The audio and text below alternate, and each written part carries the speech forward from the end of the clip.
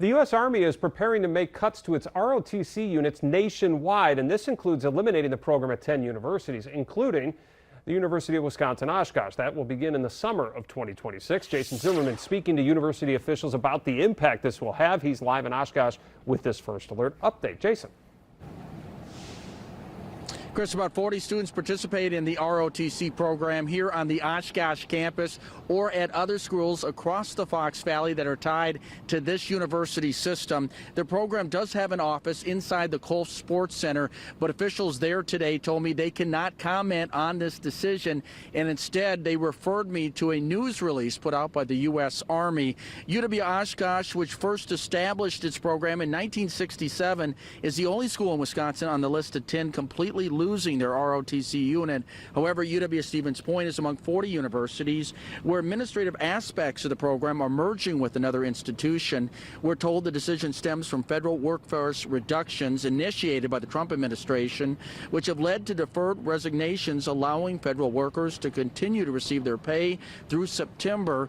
In the Cadet Command, which oversees Army ROTC, 168 civilian workers resigned. That's about 12% of its workforce. A short time ago, I asked university officials what this means for those enrolled here moving forward.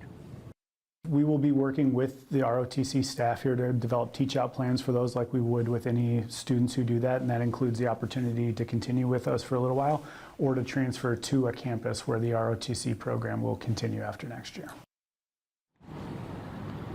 As for ROTC officials, we did receive this statement from Brigadier General Maurice Barnett saying, quote, "This rebalance and optimization effort ensures we meet the Army's requirements for officer commissioning while being good stewards of resources, and our approach allows us to sustain and strengthen ROTC programs while providing quality training to cadets all across the country," end quote.